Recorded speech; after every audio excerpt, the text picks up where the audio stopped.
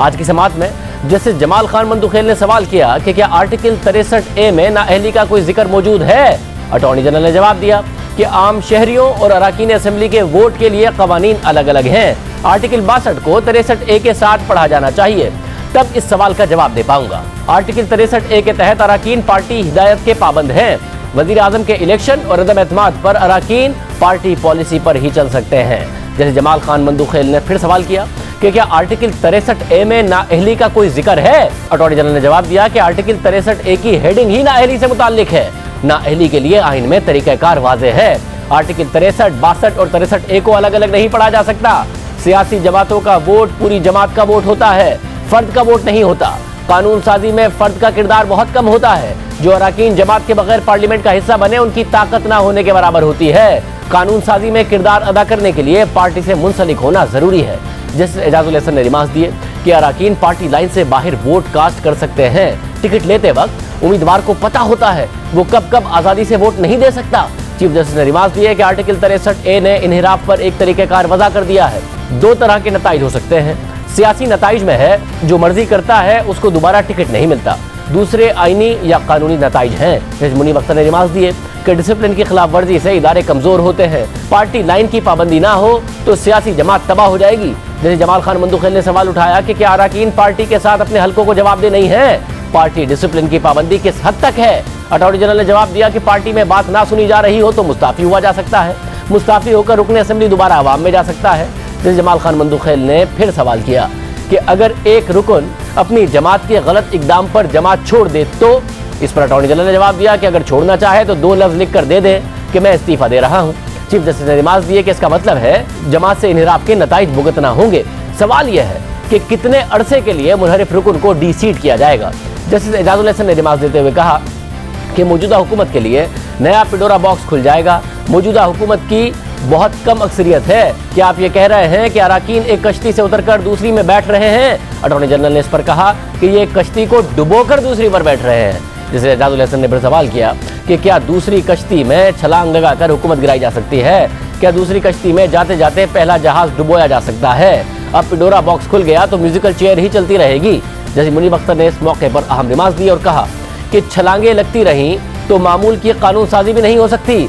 अराकीन को party mandate के मुताबिक वोट देना होता है। अराकीन को पार्टी लाइन पर अमल करना होता है। Full stop, that's it. Party line तब्दील करने पर गुड बॉय बैड बॉय नहीं कहा जाता। पार्टी राय इनफरादी राय पर वोट के वक्त हावी होती है। इन्हिराफ का कानून पहले दिन से मौजूद है। सबने अपनी मर्जी की तो सियासी जमात इदारा नहीं हुजूम बन जाएगी। इनफरादी शख्सियात को ताकतवर बनाने से इदारे तबाह हो जाते हैं। आइन में पार्टी सरबरा नहीं पार्लिमानी पार्टी को बाइख्तियार बनाया है। पार्टी की मजबूरी राय इनफरादी राय से बालातर होती है। सियासी निजाम के इस्तेहकाम के लिए इज्तिमाई राय जरूरी होती है। पार्टी पॉलिसी से इन्हिराफ रोकने के लिए आर्टिकल 63A शामिल किया गया। चीफ जस्टिस ने रिमार्क दिए कि 63A उभरते हुए सियासी सिस्टम का एक डिसिप्लिन है। 63A कहता है कि बेशक आप अपनी जमात से नाखुश हों मगर जमात के साथ खड़े हों। चीफ जस्टिस ने सवाल किया कि क्या किसी रुकन को पार्टी के खिलाफ फैसले के इजहार का हक है। फ्लोर क्रॉसिंग की बाकी जमहूरी हुकूमतों में इजाजत है या नहीं। अटॉर्नी जनरल ने जवाब दिया मगरिब के बाद ममालिक में फ्लोर क्रॉसिंग की इजाजत है। चीफ जस्टिस ने मजीद रिमार्क दिए कि जितना मर्जी गुस्सा हो पार्टी के साथ खड़े रहना चाहिए। मगरिब में लोग पार्टी के अंदर गुस्से का इजहार करते हैं। अटॉर्नी जनरल ने दलाइल देते हुए कहा कि 63A या आर्टिकल 95 की बुनियाद पर सारा सियासी सिस्टम खड़ा है। 63A या आर्टिकल 95 की खिलाफ वर्जी हुई तो सारा सियासी सिस्टम हिल जाएगा। मामला सिर्फ 63A की तलवार का नहीं पूरा सिस्टम नाकाम होने का है। जैसे जमाल खान मंदुखेल का सवाल था कि क्या आप पार्टी लीडर को बादशाह बनाना चाहते हैं। अटॉर्नी जनरल ने जवाब में कहा कि पार्टी लीडर को बादशाह नहीं मगर लोटा भी नहीं बनना चाहिए। पार्टी पॉलिसी से इन्हिराफ पर ताहयात नाअहली होनी चाहिए। जैसे मुनीब अख्तर ने सवाल किया कि जो बंदा अभी भी सीट पर मौजूद है क्या उसका वोट काउंट होगा या किसी रुकन के वोट की कोई अहमियत नहीं होगी। एक तशरीह तो यह है कि इन्हिराफ करने वाले का वोट शुमार ना हो, कोई भी फ्री विल नहीं होती। जैसे जमाल खान मंदुखेल ने सवाल किया कि क्या डी-सीट होने तक वोट शुमार हो सकता है। 18वीं तरमीम में वोट शुमार ना करने का कहीं जिक्र नहीं। जैसे मजहर आलम ने रिमार्क दिए कि किसी को वोट डालने पर मजबूर नहीं किया जा सकता। अटॉर्नी जनरल ने दलाइल में कहा कि मैं किसी के साथ ताल्लुक में हूँ, किसी और के साथ नहीं भाग सकता। पार्टी के साथ रहना जरूरी है।